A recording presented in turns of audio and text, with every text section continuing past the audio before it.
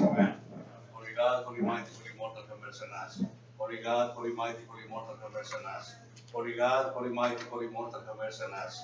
Glory to the Father, to the Son, and to the Holy Spirit, all will now never and unto ages of ages. Amen. O most Holy Trinity, have mercy on us, and forgive our transgressions. O Holy One, visit and heal our infirmities for the name's sake. Lord have mercy, Lord have mercy, Lord have mercy. Glory to the Father, to the Son, and to the Holy Spirit, always will now never and unto ages of ages. Amen. Our Father, who art in heaven, hallowed be thy name. Thy kingdom come, thy will be done on earth as it is in heaven. Give us this day our daily bread, and forgive us our trespasses, as we forgive those who trespass against us. And lead us not into temptation, but deliver us from evil.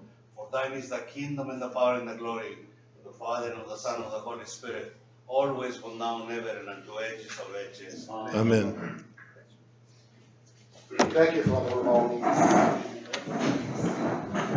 would start out by thanking Father Brian and Holy Angels community for hosting us. And it's a pleasure to be here again. And I see some new faces here, and of course some old faces. The Society of St. John Chrysostom really is a grassroots organization that has its purpose to educate all of us, all of people who call themselves followers of Christ, into the Eastern and Western traditions of the Church, and to look at their similarities, their differences, what we have in common.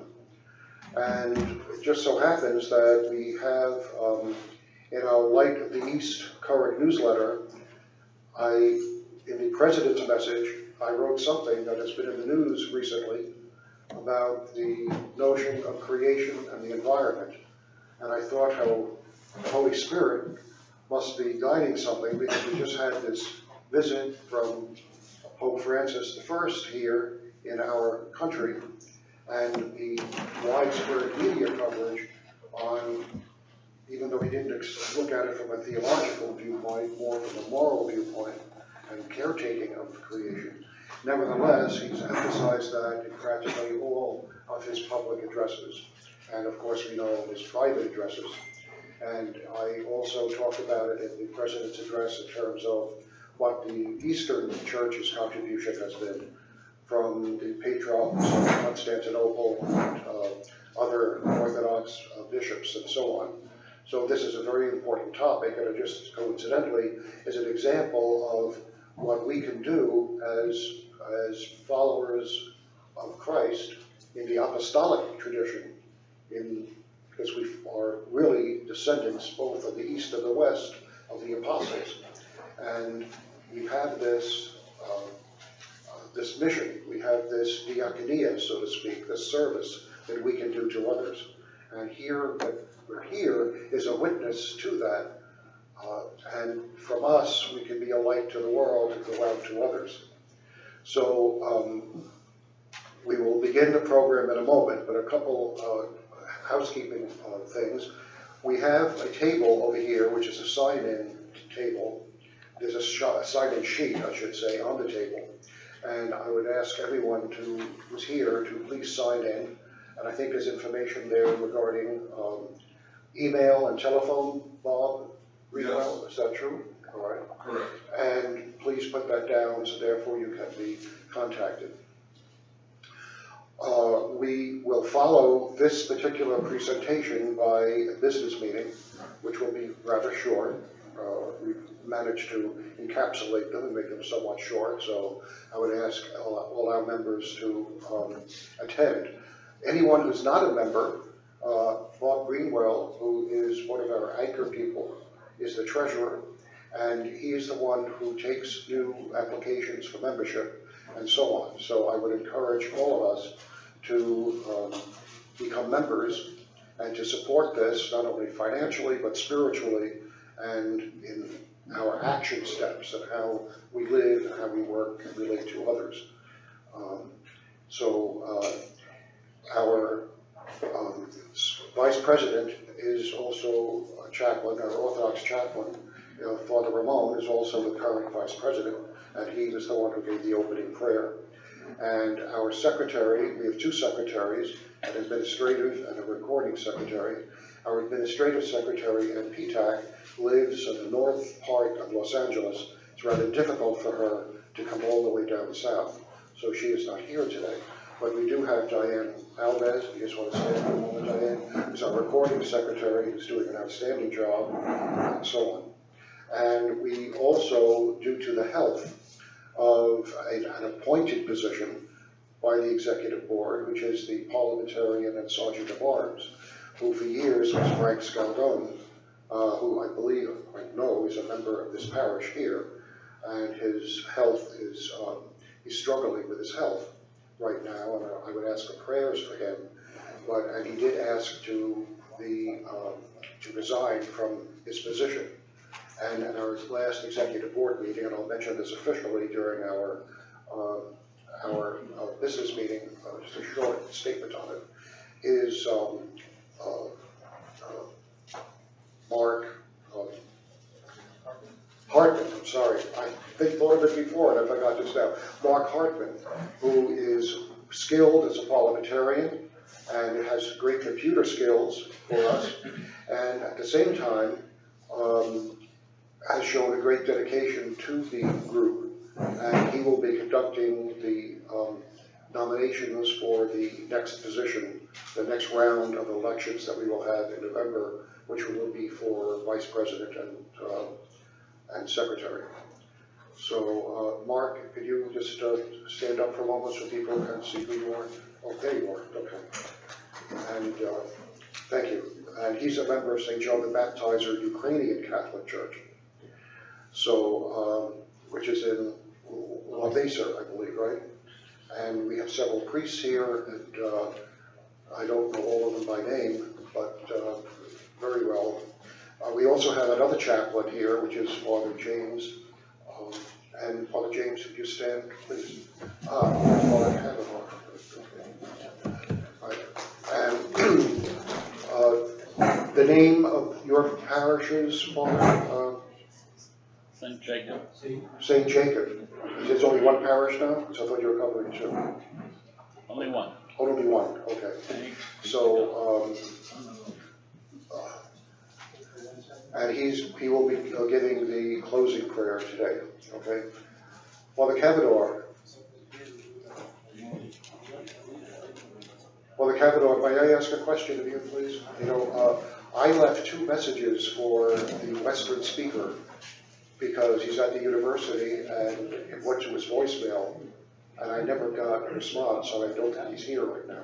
Do you know anything about that? All right. So being that it's close to being 10:30 and he might have gotten delayed somehow, we will ask Presbyteria Eugenie Constantino to give a talk on the these translations of sacred scripture. This will be from an Eastern viewpoint, Eastern Church viewpoint. Presbyteria is a theologian in the Greek Orthodox Archdiocese. She got her PhD in the University of Canada. Université Laval. Kayla Laval? Université Laval. Laval. Laval. Laval. And she, because of her theologian status in the church, she is permitted by the bishop to give a homily as well as to teach theology. And she is well respected in the Orthodox world in this particular area. And the issue of sacred scripture is that the only canonical scriptures are the ones that were used when the scriptures were canonized. Everything else is a translation, which is why we thought it was so important and an interpretation. Why it's so important to know the Orthodox viewpoint and the Western Church, the Roman Church viewpoint on the different translations and the issues that come up from that. So without further ado, Presbyterian. Thank you, Father.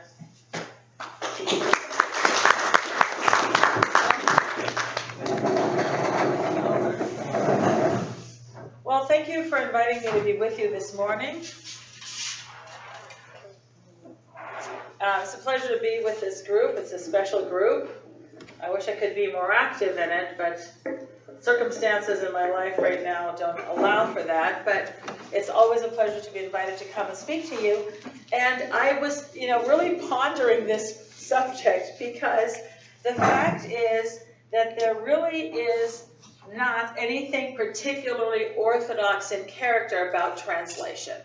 And maybe especially since the Western speaker hasn't arrived yet, we're going to talk about translation in general. We're going to talk about manuscripts to understand where the Bible came from, because both Orthodox and Catholic translators, any translator of any kind of written work, faces the same kinds of issues, all right? So the fact is that it's more that sometimes the conclusions that you will come to that make a difference, perhaps. And of course, sometimes a manuscript tradition. So first of all, we have to start with the manuscripts. So where does the Bible come from? And you may have had people ask you this question, where does the Bible come from? Because when we have it, it's one volume, it's neatly printed, and it's in English probably, or maybe some other language, and you get this idea that we received it fully formed exactly, as it is there. But the Bible that we have is based on thousands of manuscripts, thousands of handwritten copies, because of course before the invention of the printing press, which is relatively recent, all books were hand copied. So every book that we have from antiquity exists somewhere in the world as a handmade copy. And those are what we call manuscripts. So a manuscript in biblical studies is not an unpublished book, it's a handmade copy. So there are 10,000 biblical manuscripts around the world. Now that does not mean that there's 10,000 complete copies of the Bible. And why is that? Well, that's because the Bible did not exist as one volume for most of its history. We have individual books. We have some fragments if they're early, and we have sometimes collections like the Gospels or the letters of Paul or Acts and the general epistles. So the Bible rarely is found in manuscript form in a complete set, and when it is, like the Codex Sinaiticus or Codex Vaticanus, it includes other books that we don't have in the Bible today, and I'm even talking about New Testament, because the time that those collections were made, those copies were made, the church had not decided which books even would be in the New Testament, okay? So we have all of these thousands of copies. Where are they? Well, they're in a variety of places. Some of them are religious holdings, like in the Vatican, or in monasteries like on Mount Athos in Greece, or St. Catherine's Monastery on Mount Sinai, or they are in national collections like the Library of St. Petersburg or the Bibliothèque Nationale in Paris, or they are at the British Museum, at the Library of the British Museum. There are universities that have extensive holdings. Harvard's Houghton Library has some of the most ancient Bible manuscripts in the world, and University of Chicago and other places such as this. So they're scattered in different places. So here we have all these different copies. Now, before we can start thinking about translation, we have to have what is called a critical text. That is, we need to figure out what the original author wrote. And you might say, well, what do you mean? Here it is. It's what he said. There it is. But the fact is, every manuscript is different. Every manuscript is unique because they're all handmade copies. Now, some of you in this room are a bit younger, but some of us are a bit older. And remember back when the Xerox machine was first invented, and when I had to make a report for school, I couldn't afford to make a photocopy. I had to go to the library and copy what I wanted out of the encyclopedia, because it was 25 cents at that time, in like 1969, 1970, 25 cents to make one copy, and if it didn't turn out well, there goes your 25 cents. And that's back when a candy bar was 5 cents. So that was pretty expensive to make one copy. So you had to sit there, and then sometimes you realize you made a mistake. You left something out. So that's just normal, that when you would make a copy, there are going to be some mistakes made along the way. We call those variants. or manuscript variations. So no two manuscripts are alike. Now, this makes people very uncomfortable, especially today. Oh, how do you know that the Bible is right, it's true, you know? Especially people who come from the fundamentalist camp. They think that somehow the Bible is perfectly preserved somehow, miraculously preserved, but the fact is we have all these variations. So I'll give you an example. In the book of Revelation, there are manuscripts that say when Jesus appears in the what they call the opening vision, he says to John, I have the keys of the kingdom of heaven. I have the keys to the kingdom of David. Other manuscripts say I have the keys of Hades. I have the keys of David. Some say not the kingdom. I have the keys of David. Other manuscripts say I have the keys of Hades. So which one is it? Is it Avi in Greek or is it Vavi? They sound a little bit similar. So sometimes mistakes would occur when people were trying to mass produce copies of books. They would have a big room like this called a scriptorium.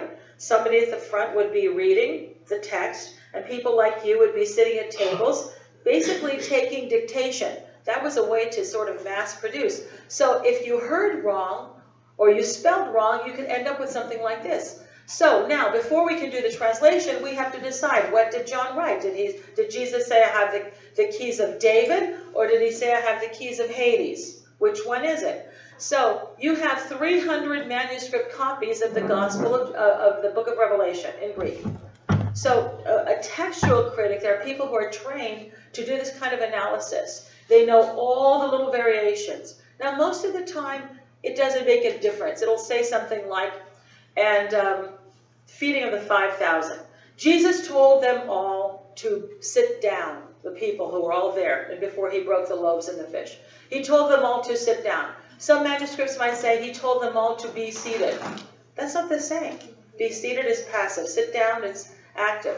So that, however, is considered a variation.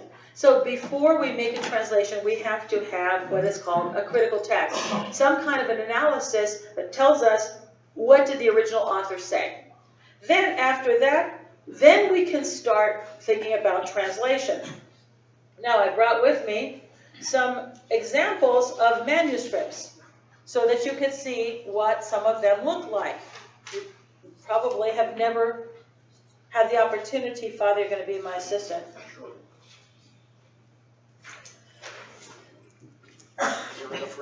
Yes, I'm sure there should be. I think I have at least like 30 of them. There should be enough for everybody. So what I did was photocopy for you a facsimile of what some early manuscripts looked like.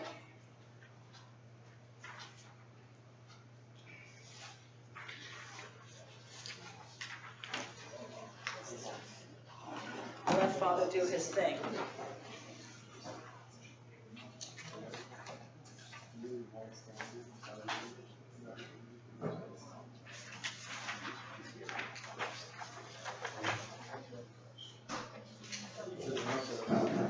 Did I not have enough, Father?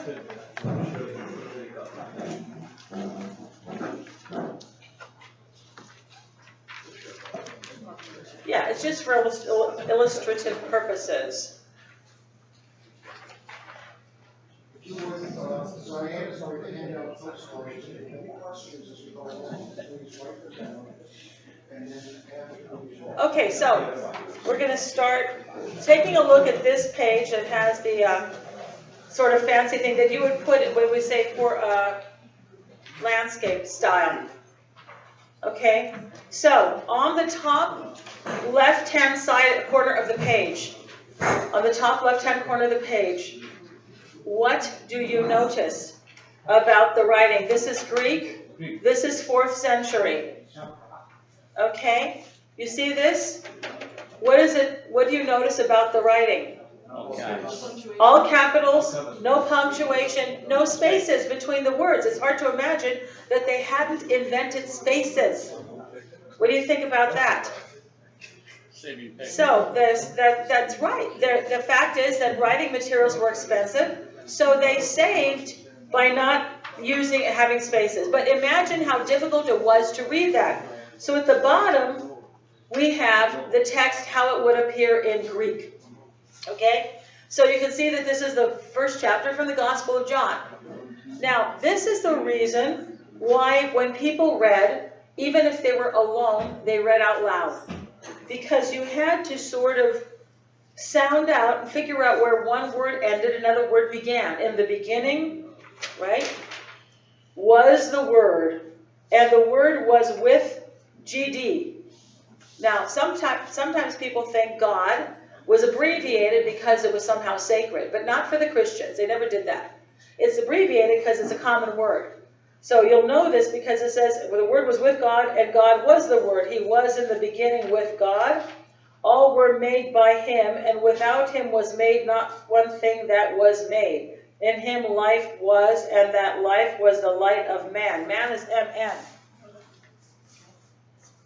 So you can see that man is a short in English, but it's long in Greek, anthropos. So common words were abbreviated. So you notice that, and also, when you got to the end of the line, you just continued the word on the next line, regardless of where you were in the middle of the word. So and also paragraphs were standard size. Today we're taught, well, you switch, when you switch topics, you change it and you make a new paragraph.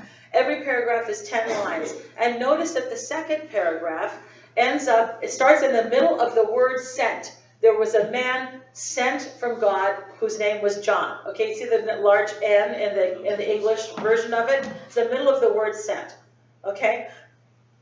So that's what a manuscript looked like in the 4th century. St. John Chrysostom, St. Basil, St. Augustine. Augustine actually remarks one time that he happened upon St. Ambrose reading, and Ambrose was reading silently.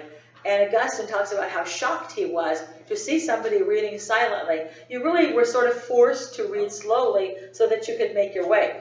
Now, as time passed, the style of writing changed. And you have on the other side, 1,000 years later, this is the same passage.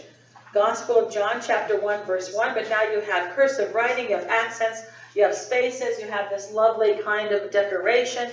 Well, this is what textual critics do. First of all, manuscripts are very, very rarely signed by a scribe, and they're almost never dated. So a textual critic has to look at them and figure out when the manuscript was made based on the style of writing. And then they have to decide what the original author wrote. Now, how do they decide? Well, sometimes it's the age, sometimes it's the quality of the manuscript. Sometimes they can tell that a particular scribe was kind of sloppy.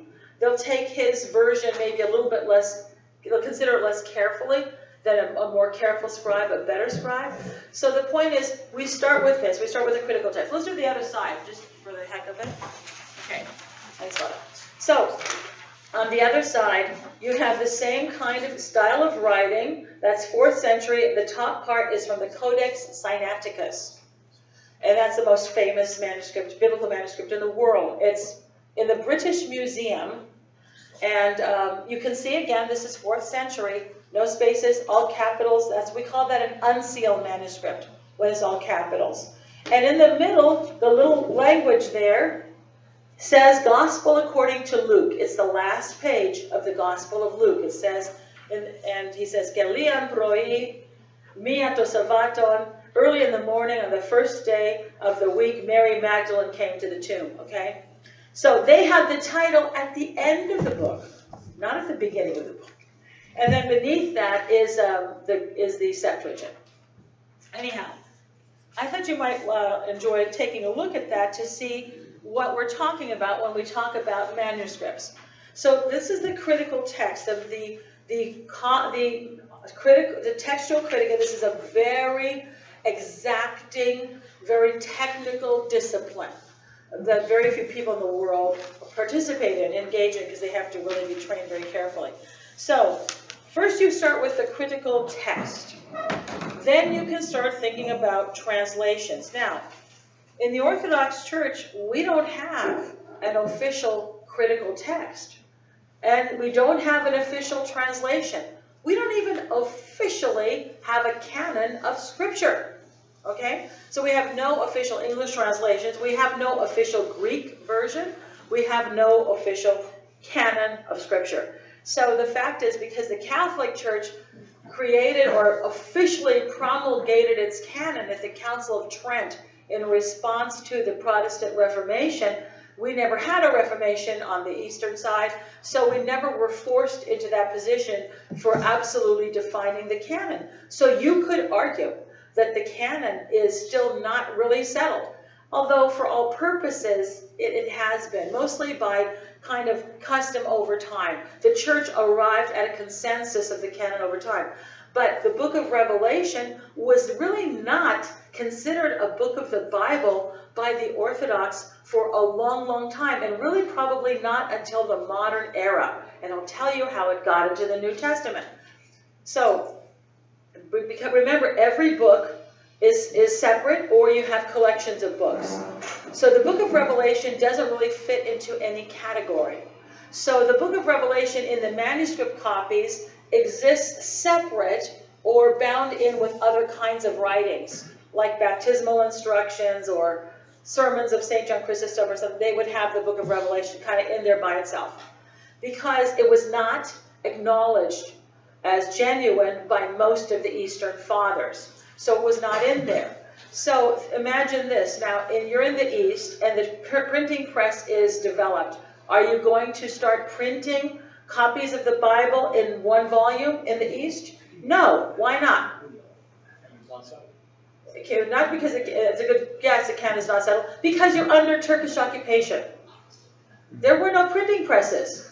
Because I tried to find out, when did the book of Revelation kind of get into the New Testament for the Orthodox? And I was looking to see if I could find any early printed copies of the New Testament that would have the book of Revelation. And every early copy, 1600s, 1700s, they were all printed outside of Greece, outside of the East, in the West, where there were printing presses. And people at that time were interested in the original Greek New Testament. So they were printed in Paris and Antwerp and in Rome, all kinds of places, but never in the East. So who's printing those Bibles? Not Orthodox, Western Christians, who included the book of Revelation in the canon. They already recognize it. So then they take these books, especially the Protestants, they went to evangelize the Orthodox, because they figured, they have to be saved. So let's go. The Calvinists, they went to evangelize the Greeks, and they brought copies of the New Testament that had Revelation. So it kind of got in there, but by the back door. It's a very interesting story. So anyhow, we don't really have an official canon. Now, why don't we have an official canon or an official translation? First of all, we have no centralized church, as you know. So that makes these kinds of decisions almost impossible. Secondly, the Orthodox have a tendency to allow maximum freedom. That is, you are allowed to have an opinion.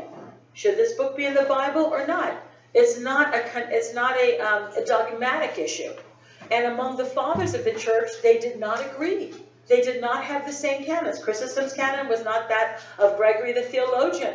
And they were both Archbishop of Constantinople. They didn't have the same canon. And it doesn't matter. And also because the canon was really not an issue. There was a discussion, but councils met to resolve problems. And if you had a different opinion about which book should be in the Bible, that didn't make you more or less Orthodox or more or less Catholic. We would say Orthodox with a small o, not a heretic. On the other hand, a heretic could use a gospel like John that everybody acknowledged and misuse it. So you see what I'm trying to say? Orthodoxy, small o orthodoxy, had nothing to do with which book you recognized or which translation you used if you were using a translation. We're talking about mostly from Greek, okay? So what matters is fidelity to tradition.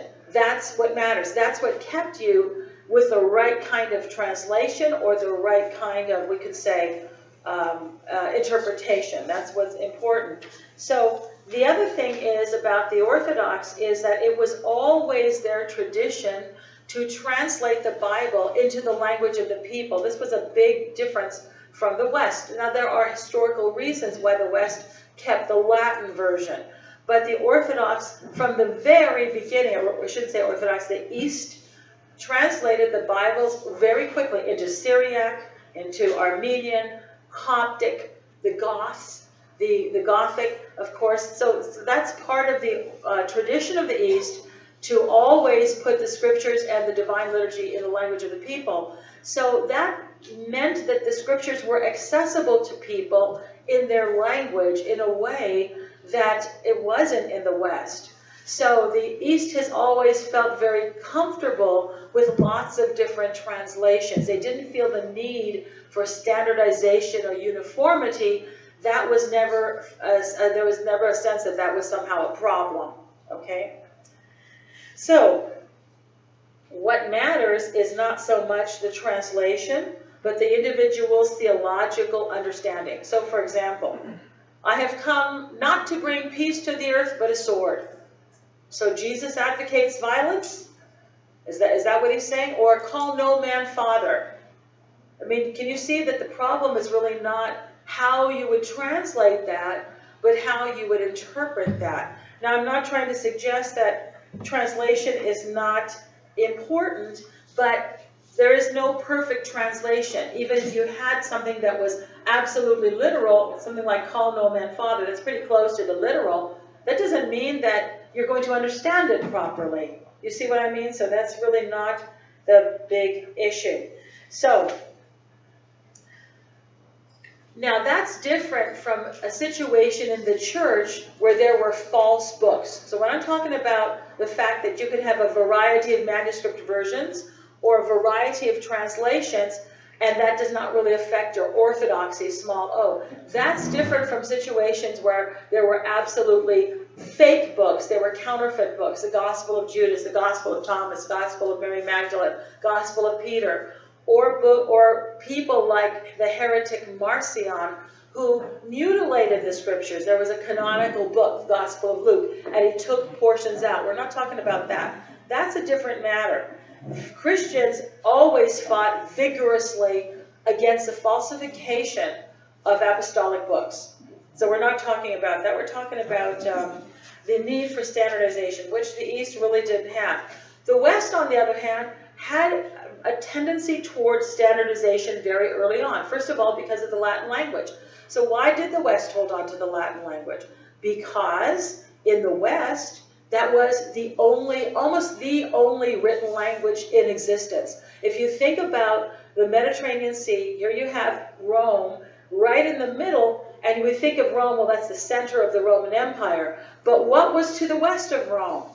Nothing. There were practically no cities or towns in Gaul, in what is today Germany, in Spain, in Britain. This was undeveloped wilderness. So the Bishop of Rome was literally at the edge of the civilized world. Civilization was in the East, in Alexandria, in Athens, in Constantinople, where there had been universities and libraries and centers of learning for hundreds and hundreds of years. So here's the Bishop of Rome. He's by himself out there in the West, and he begins to Christianize the West. He begins to send out missionaries to places like the Angles, England, or Winifred Boniface goes to Frisia, which is now the Netherlands, or to the Frankish kingdom. So as they begin to send missionaries out, they are encountering lots and lots of different little tribes, and they all have their own language, and the unifying language comes to be Latin. And so they hold on to it, and people begin to get this idea that somehow it's a sacred language, and it can't be changed, and you cannot put the scriptures in the language of the people. Most people were illiterate. So that's a different thing than in the East, when it's easy to read Greek, and there was a lot more literacy in the East. So anyhow, this is why in the West there was a kind of conformity to Latin, and also because in the West you had one major bishop, you had one patriarch of the West. So as Rome sent missionaries out, they tended to create communities that conformed to Roman practice. And that was just the reality. Why? Because they wanted everybody to be doing the same thing. So even though there were pockets of ancient Christianity even before these people went out, like Celtic Christianity, had its own style of Christianity. Eventually, everybody, because they were under the one patriarch of the West, ended up having to conform to Roman practice and Latin. And so the truth is, we really don't know very much about early Celtic Christianity. We know it was different. We know their practices were different, but we don't know how, because it didn't survive. Gallic Christianity, Celtic Christianity, and other things like that, those different forms disappeared in favor of a kind of standardization of Latin. In the East, you never had that, because you had all that cultural variety, all those different languages. So the East was really comfortable with lots of different translations and different kind of languages. So, how are we doing here, Father? Okay. Yes. You don't have to switch to the speaker, so if you want. All right. Let's talk about the Old Testament, because that's fine. We will continue.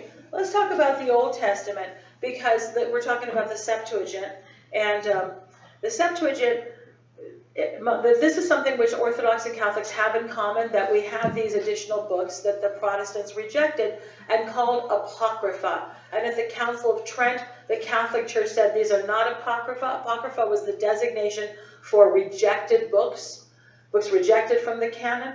The Council of Trent said these are not Apocrypha, but maybe they're not as important as the other books, so they called them Deuterocanonicals. I think it's very ironic that that's a Greek word, Deuterocanon, second canon, Deuterocanonicals. I would have thought that they would give them a Latin term, but they didn't. These are the Deuterocanonicals. Now, in the East, these books were just part of the Scripture. So the truth is, we don't.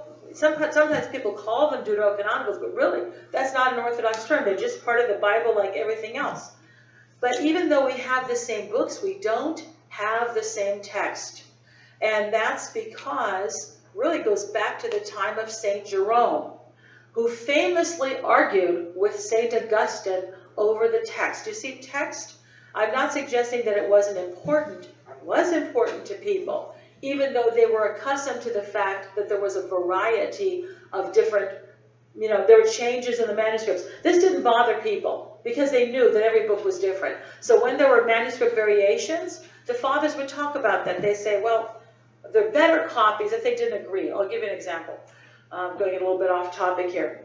In the Gospel of John, it says that St. John was baptizing at Bethany on the other side of the Jordan. St. John the Baptist.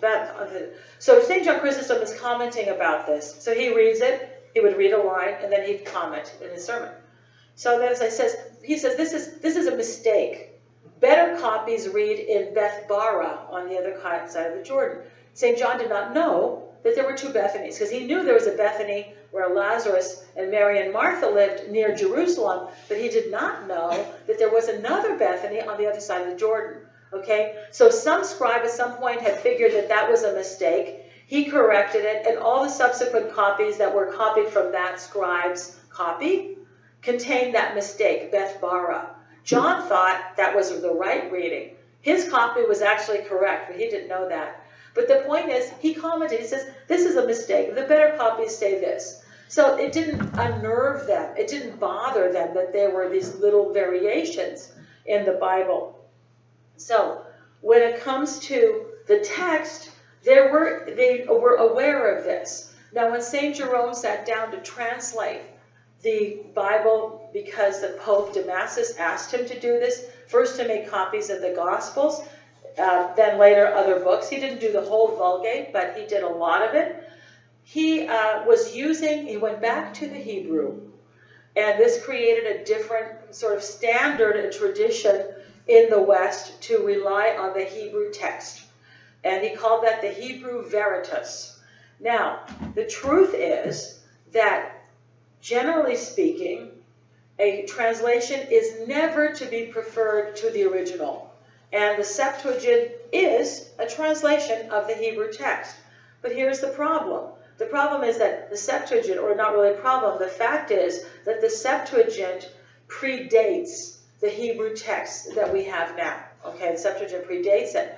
And in many ways preserves an older reading. So just as I told you, there's all these different manuscript variations, that happened in Judaism too. So we think today, we should never assume that standards and practices and customs of modern Judaism existed back then. Today, you might know that if 3 mistakes are found in a Torah scroll, it is destroyed. So that's a lot of, they have to be very precise. But that standard did not exist in antiquity. People copied the scrolls, they copied things, and they had their own little variations. So it became part of the Latin tradition to use the Hebrew. And Augustine was insisting that Jerome use the Greek Septuagint, and Jerome refused. So today, the Catholic Church translations of the Old Testament are all based on the Hebrew text. And the Hebrew text, however, is not the ancient Hebrew text, because we didn't have copies. It is the Masoretic text. And that was a standardized version of the Old Testament, the Hebrew Bible, that was made by Jewish scholars only 1,000 years ago. So if you've ever seen pictures of Hebrew, and I didn't think to bring that, there are these big kind of block looking like letters, and underneath them are little dots and dashes. That's the contribution of the Masoretes. They added the dots and dashes, and those are vowel sounds. They tell you how to pronounce the word, because all of the letters of the Hebrew alphabet are consonants. They have no vowels, okay? So as you're reading, if you imagine English with no vowels, you'd have to figure out from the context what a word was. If all you had were the consonants, you'd have to figure out what the word was. So they didn't like that. The Masoretes didn't like the fact that you could decide for yourself what the word is, so they set about to standardize the Bible. And then that becomes the standard Hebrew text for almost all English Bibles, including Bibles translated by the Catholic Church.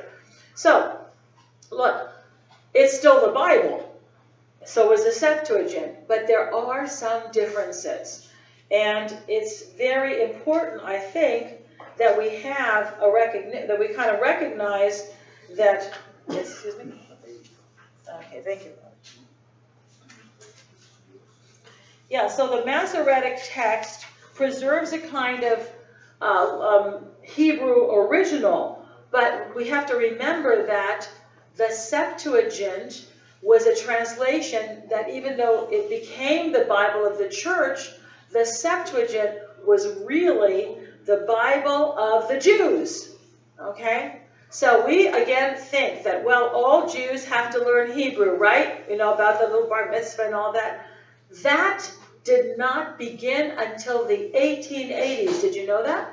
Bar mitzvah? In America. They invented the bar mitzvah, okay? And the bat mitzvah not till the 1960s. So the idea that all little boys learn Hebrew, that simply didn't exist. So most Jews did not know Hebrew. Most Jews, at the time of the church started, even before that, were speaking Greek. They were Hellenized Jews, and we find that kind of almost impossible to imagine. But if you think about it, very few Jews lived in Palestine. Most of them were living in Babylon and Rome and Asia Minor and Alexandria. The vast majority of Jews knew Greek. Their Bible was the Septuagint. It was the Greek Bible. And so when they decided to render the Hebrew into Greek, and that was like 250 BC, their translation, in fact, is kind of like an interpretation, all right? And it tells you how they understood the meaning of the words. And in some cases, actually preserved an earlier form of the Hebrew text, which was subsequently lost. Do you follow what I'm saying? Okay, so the Orthodox are very wedded to the Septuagint. The Greek, and especially for the Greeks, of course, that's what we use in church.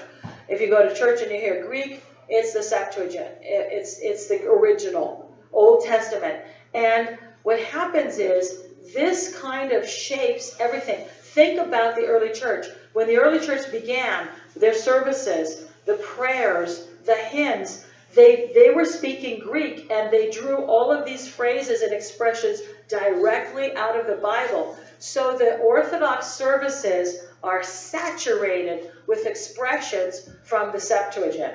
And this is something which really kind of shapes the mentality of the people and their worship. Now, one of the things which I found rather disappointing, and I'll tell you about that on the Catholic side, is that when the Catholic Church came out with a translation, the New American Bible, you probably know this, they chose to translate the famous prophecy, a virgin will conceive, and they translated it as young woman. A young woman will conceive and bear a son, call his name Emmanuel. That very famous prophecy. Now, the word, they're using the Hebrew, and that's perfectly fine because that's still the Bible. But the word is Alma, and it's not young woman, it's maiden. And it's not just an unmarried woman, there's a presumption that she's a virgin. Okay, that's why the Septuagint translated that word virgin. A virgin will conceive and bear a son. Because a young unmarried woman, Alma, it was a woman who did not go out in public. She was kind of secluded because she was preparing for marriage. That has a very strong significance. And then who was telling us to translate that young woman? The Jews. The Jews denied that Jesus was the Christ because they said that doesn't say anything about a virgin birth. That doesn't say virgin. The original, that's true, Alma does not mean virgin. But there's a virginity is implied. But it also doesn't mean young woman, because a young woman can be a virgin or not a virgin. She can be married or not married. So I think as Christians, we have a responsibility to stand for the tradition. So if they wanted to translate it, they didn't want to translate Parthenos, virgin, because that's not the word, at least make it maiden. At least because we know what a maiden is. A maiden is unmarried. Bridesmaids, or you've got a bride's matron. You've got a matron of honor, she's married. Maid of honor, she's unmarried. We kind of understand that even today in English. So I think it's very important that we not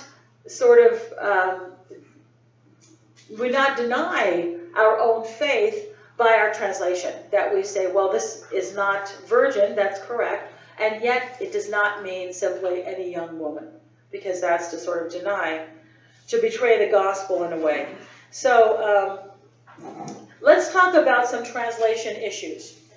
And I have another handout, and there should be certainly plenty of these, Father. So go ahead and, just give it, and I'll give you some help. So we're going to talk about translation issues.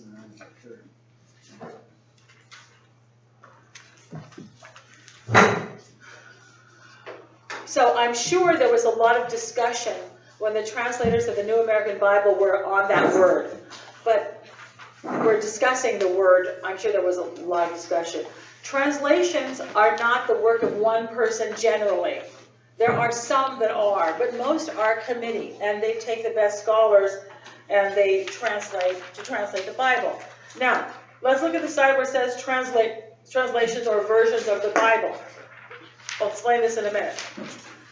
Whenever you have a translation, you must decide what is my objective. Do I want a literal version, or do I want a more dynamic version? It's like a pole, it's like a string with a tension, and you are trying to decide what direction you're going to go. Now you might say, well, of course we want a literal version, right? Because the literal is more accurate. That is true. But first of all, there can never be a perfectly literal translation, because languages don't work that way.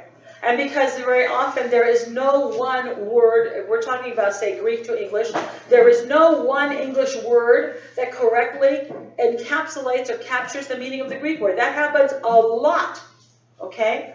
So you're sort of trying to decide, do I want to make this literal, or shall I make it more dynamic? That means to express what the author was trying to say. We call that dynamic. So let's talk about this famous story of the wedding at Cana. The Virgin Mary notices that they've run out of wine. She says to Jesus, they have no wine. And he says to her, Di emi gesi yina. What? To me and to you, woman. Okay, so if you were going to make a literal translation, you couldn't do that, because that's not good English. You can't you can't say, what to me and to you, woman. That's impossible. So you have to do something with it. Plus, we have no idea what he means. So on the bottom of this page, where it says English translations, there are different examples of how that phrase was rendered. in the King James Version, woman, what have I to do with thee? Well, there's that these and the thous of the King James, 1611. New King James Version, woman, what does your concern have to do with me? Can you see that neither of them are literal, but now the New King James is trending more toward the dynamic because it's adding the word concern. It's not in the original. RSV, Revised Standard. Oh, woman, what have you to do with me? It's kind of close to the King James. New Revised Standard. Woman, what concern is that to you and to me? It's got the to you, to me. I kind of like that because that sounds like, remember the Greek original is what, woman, what to you and to me, woman. But the word concern is not in the original. Jerusalem Bible, woman, why turn to me? The only words are me and woman. Everything else is just dynamic. You see what I'm saying? New International, this is popular with Protestants. Dear woman, why do you involve me? Now this is really a dynamic equivalence. Why did the translator add the word dear? That's not there. Why did he add a word? What do you think? Because in English, if you say woman, you know, you're married, you better watch out. You know, this is different. Woman, you know, it sounds very harsh, right? So, and there are Protestants who say that Jesus did not respect his mother because of this very statement, woman, what is that to you and to me? So, because of that, the translator purposely added, dear woman. It still sounds funny, but they realized that people are misunderstanding and thinking that Jesus is disrespectful. So they felt compelled to do that. NAB, New American, woman, how does your concern affect me? Now we have two new words, concern and affect. Okay? Now I'm not telling you that these are incorrect. I'm just telling you that it's a different style. It's a question of how literal do you want to be and how dynamic. New Living Translation. Dear woman, that is not our problem. Now, the Living Bible is one of the worst Bibles, okay? Because it's one person's paraphrase. That's what it is. It's not a translation. It's one guy, literally one guy, who decides he's going to tell you what it means, and he paraphrases it. The last one is also amusing. Today's English version, Good News from Modern Man. You must not tell me what to do. That's really something else, okay? So, now, that's, you see, when we have a translation, we have to figure out what are we going to do. I mean, you go around and around and around in your head, and you say to yourself, what word should I choose? Because nothing is exactly right, okay? And sometimes there is nothing that exactly, that the reader will understand. And I'll give you an example. Let's pretend that I wrote a novel, and it was wildly successful, and they thought it would be popular in Japan. So they hired this translator to translate my novel into Japanese. Well, in my novel, the characters are preparing to go outside, and one of the characters says, we can't go out, it's raining cats and dogs. Okay? So now the Japanese translator has a problem. What do you do with that? Do you translate it literally in Japanese, it's raining cats and dogs? Or do you say it's raining very hard? Okay, that's a question. So what happens? What is gained and what is lost? If you literally translated it's raining cats and dogs, this works for the Bible too. When you translate something literally like, what is that to you and to me? The reader may not understand what the speaker is saying, but it's more accurate. Okay, and if they want to find out, they will find out that that was a common expression in Jesus' time. Okay, so the question is, it's more work for the reader, but it's more accurate, and the reader can decide what it means. On the other hand, and it preserves a sense of the culture. So it's raining cats and dogs is not an expression in Japan. But if you leave it there, then the reader kind of has a feel for this story set in America. On the other hand, if you say it's raining very hard outside, it's easier for the reader to understand. So the dynamic translations are easier to understand, but something is lost in the process. The cultural expressions are lost, plus The reader does not know what the translator has done. The reader does not know that the translator, in fact, has interpreted that word or passage for them. Okay, that's the danger there. Like this, you must not tell me what to do. Something like this. That's an interpretation. That's not a translation. Okay, so let's take this. Let's continue with our story. Let's pretend that in the story there's another character who runs through the window and says, and Sally looked outside and indeed it was raining very hard. In that case, the translator might leave the words, it's raining cats and dogs, because the reader will understand from what follows that this meant that it was raining very hard. Do you see what I'm trying to say? So then, in that case, they might leave that expression as a colloquialism. So these are the kinds of issues that we face in translation. And on the other side of this handout, I put the term apocrypha. What does apocrypha mean? We're not going to really talk about that, but I have it. This is what I give to my classes. So I figured I'd let you know that we talk about apocrypha. Apocrypha for Protestants are the books of the Old Testament, which Martin Luther removed. For us, Catholics and Orthodox, apocrypha are Christian books, or supposedly Christian books, which were never included in the New Testament. And so that's kind of an explanation of that. So when it comes to the scriptures, there are a lot of issues, serious issues in translation. There is no good English word for countless Greek words. I can't begin to tell you how difficult it is to find words and how we have to be very aware of this. So now that you have this, you should remember that everything in your Bible is a decision that somebody made. Someone decided where the spaces go. I mean, a textual critic decided where the punctuation marks go. Is this a question or a statement? Okay? Because you don't know. Because you can say, woman, what is that to you and to me? Woman, to you and to me, there's no word what. T and me can see, I guess the word what is the word T. So some people think that's a question. Other people think it's a statement.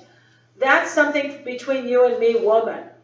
Okay? But we don't know for sure. So everything, the paragraph divisions, the headings, the footnotes, of course, those are not really originally part of the Bible, but they affect how you read the text. So sometimes we go to church and there's a reading and we go, I wonder why it's like that. It's like Romans 12:35 through 13:6, and it kind of overlaps two, chapters. And we say, I wonder why they did it like that. Well, because when the lectionary was made, those chapters did not exist. The numbers were put in there, the verses were put in there, and it affects how we read it, because we'll come to say at the end of chapter 12, we'll say, okay, new chapter. You turn the page and mentally you're on to something else and you're not connecting what came before with what you're reading now. So it really does affect how we read the text. So we want to remember that these things, and these are things that were discussed by the fathers. Oh, let me give an example. We have time? Okay. Here's an example. St. John Chrysostom commenting in Genesis on Adam. Adam sees Eve for the first time, and he says, at last, here is bone of my bone and flesh of my flesh, for she was taken, and she shall be called woman, for she was taken out of man. Where does the quotation begin? Because Chrysostom comments on the fact on where the quotation begins and ends. It's not in his Bible. His Bible looks like this. Okay? Imagine preaching. You're there at the pulpit, and you've got a Bible where there's a string of letters, one after another. That's the Bible for him. So he has to decide where here's another very famous one. Jesus stood up and cried, all who are thirsty, let anyone who is thirsty, let him come to me and drink. As the scriptures have said, out of his belly shall flow rivers of living water. Well, this is a little bit of a problem, because nowhere in the scriptures does it say, out of his belly shall flow rivers of living water. So what happens? Well, this means that Jesus doesn't know the scriptures, because that comment doesn't exist anywhere. And this is discussed. Now, if you look at any Bible, it will put that statement, out of his belly shall flow rivers, as the scriptures have said, in quotation marks. And Chrysostom said, that's not a quotation. Because it says the scriptures have said, like, basically, whoever believes in me, who believes in the Christ, out of him shall flow rivers, but he doesn't see it as a quote. Whoever believes in him according to the scriptures, in other words, as the scriptures have said. See what I'm saying? That it's not a quote of the Bible. So he comments on this. So we need to be cognizant of the fact that sometimes when we're reading, sometimes one of the things that I showed you here is that at the bottom is that in some Bibles, if a word is italicized, like thing, somewhere down here in the middle, it says, without him was not made one thing. That's on this side, Father. This side. Was made not one thing. That's because that word does not exist in the original. So sometimes you're reading the Bible, you all must have seen this, and something is italicized, like God is the Lord. Well, the word is not there in the original, either in Hebrew or in Greek. Because you can say God good, God the Lord in Greek. It's okay. So you'll have the word is inserted by the translator, because you have to have that in English, but it's italicized. Okay? That is not there for emphasis. It means that the word is not in the original. So sometimes people don't know that, so they'll read it and they'll say, God is good. God is the Lord. It's not supposed to be emphasized. It's showing you that it's not in the original. So we should be careful before we hang our hats on something and say, look, it says right here, how does your concern affect me? Well, the person reading it, they don't know that the word is not even there in Greek. So we need to be aware of these issues, that the words have deep meanings that cannot be adequately expressed in one English word. Or sometimes the word the translator chooses becomes misleading to the reader, and they don't even know it. I will give you an example. St. Paul writes, we have boldness before Christ. Because of Christ, we have boldness in Ephesians. We have boldness. Well, if you're an American, that means you're kind of straightforward and aggressive. We have boldness, right? Because Jesus saved me. So I'm going to go up there and meet him and claim my salvation. There's this idea. Boldness means you're kind of straightforward. And the word is badisia. It's not that that's not present, but boldness is really, it's more like confidence. We can say we can have confidence before Christ, but there's something more to that word.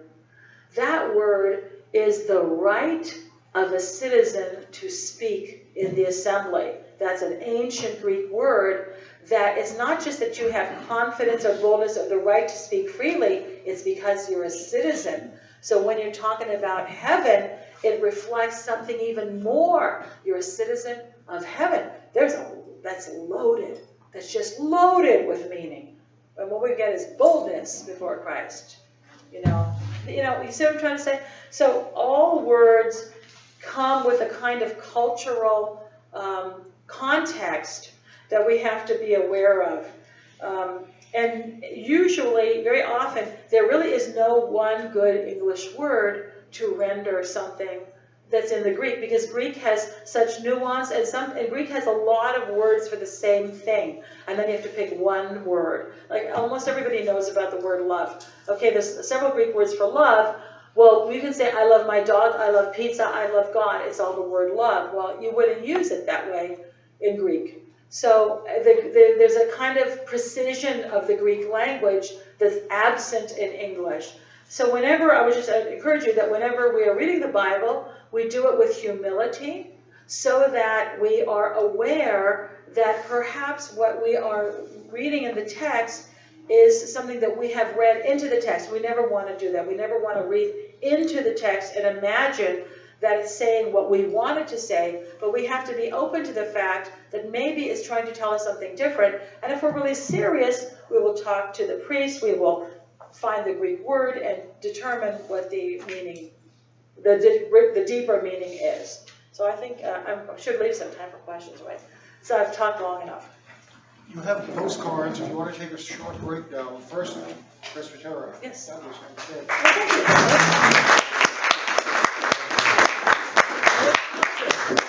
I hope that the Roman Catholics here feel that you really covered the Western Union as well. Hope so.